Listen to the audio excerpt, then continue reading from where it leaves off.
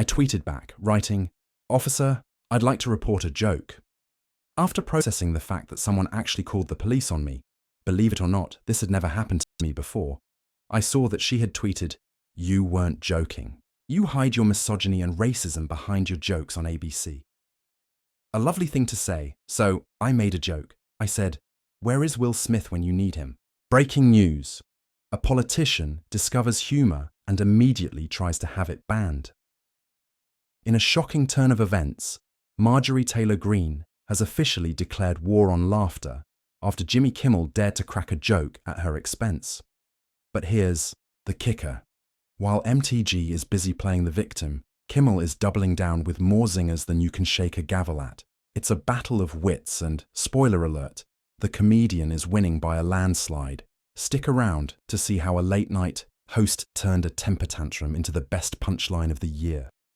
All right, folks, gather around for the comedy showdown of the century.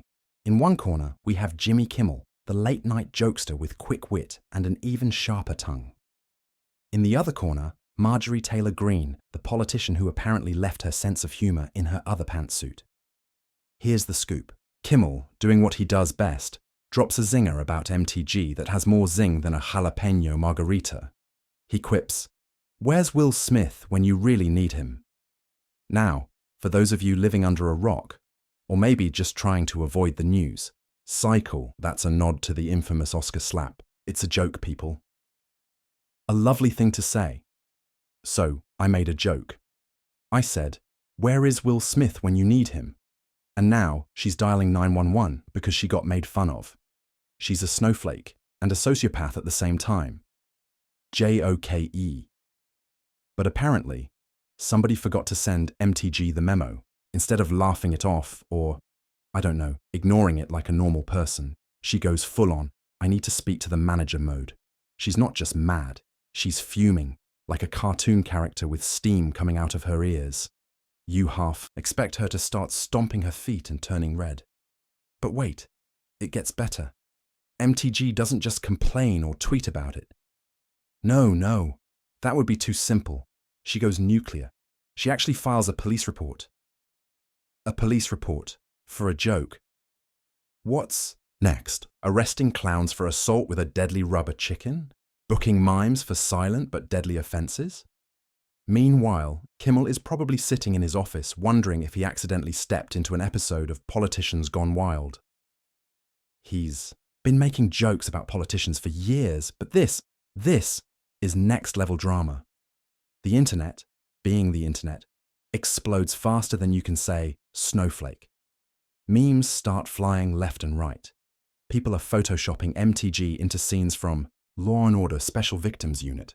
The hashtag #Justice for Jimmy starts trending because apparently we live in a world where comedians now need justice for telling jokes. Comedians everywhere start sweating. Is this the end of political jokes as we know it? Will they have to start running their punchlines by a team of lawyers before going on air? Will late-night TV turn into nothing but cat videos and weather reports? But here's the thing. I seem to have run afoul of probably the worst woman in American politics, Marjorie Taylor Greene. And by the way, if she's going to report me to the police, if that's how she wants to play it, I'll report her right back. I won't go to the police, though. MTG's meltdown isn't the end of comedy. It's just the beginning of Kimmel's comedy crusade. Because if there's one thing comedians love more than a good joke, it's a politician who can't take one. It's like Christmas came early, and Santa left a big old bag of material under the tree. So buckle up, Buttercup, because Kimmel is just getting started. He's got more zingers lined up than a firing squad at a pun convention, and every time MTG throws a fit, she's just handing him more ammo. But before we dive into Kimmel's counterattack, let's take a closer look at why this joke hit MTG's funny bones so hard. Is it because she can't take a joke? Or is there something deeper going on? Maybe she's just really concerned about workplace safety in the comedy industry. Or perhaps she's secretly a huge Will Smith fan and felt personally attacked. Who knows? But one thing's for sure. This comedy kerfuffle is far from over. The congresswoman from Georgia's 14th district is unhappy. Specifically, She's unhappy with me. She's had a tough couple of days, and she decided she was going to try to get some political mileage out of this. This is what she does. Instead of working, she tweets. Ever wonder why MTG is so sensitive?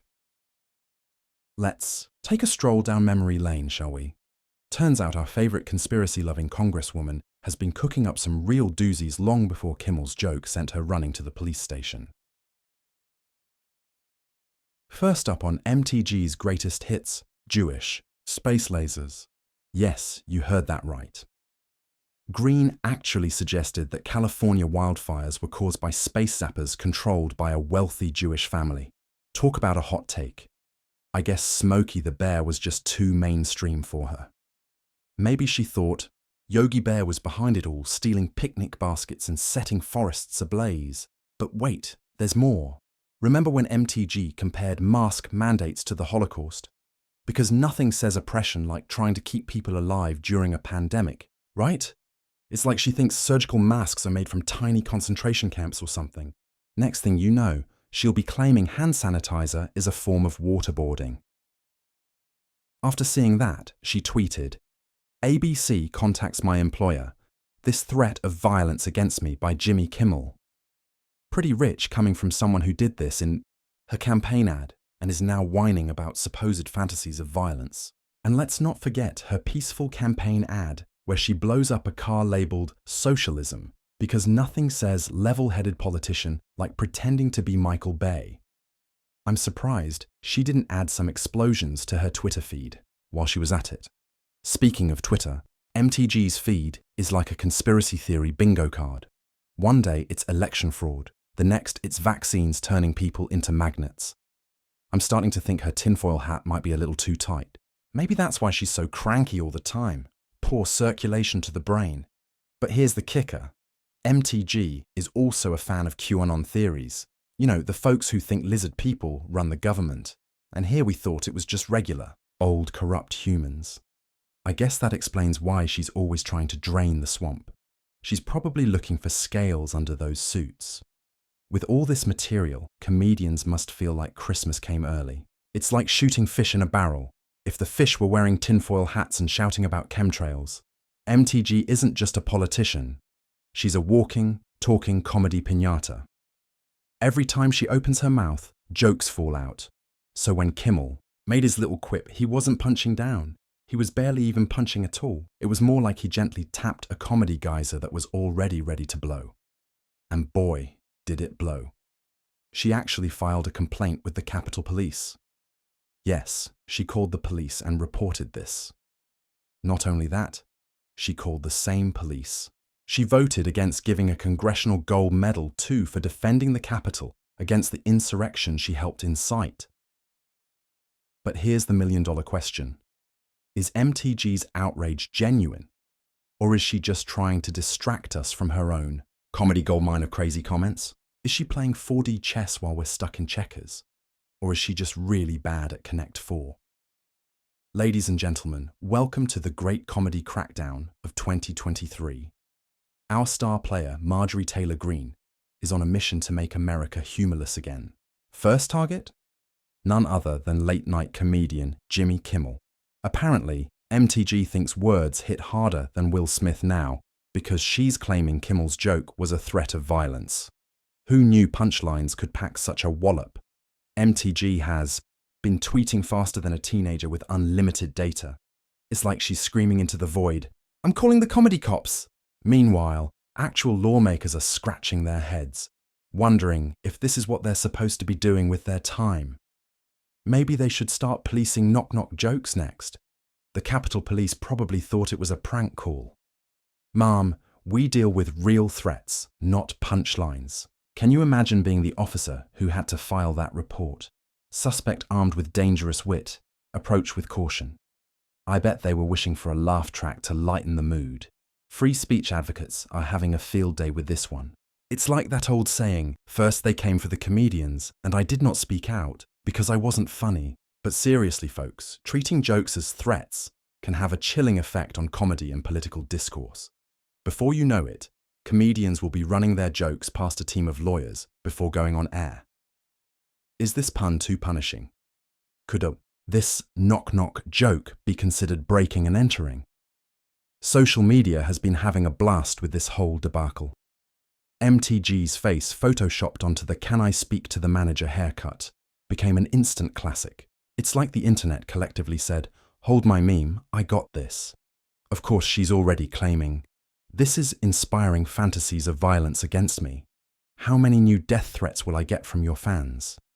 The same people she wanted to defund. Amazing how quickly you can go from "these liberals, you can't say anything anymore" to "what did you say? I'm calling the cops." But here's the best part. Kimmel's not backing down. In fact, he's doubling down faster than a blackjack player with a hot hand. He quipped that if MTG was going to report him to the police,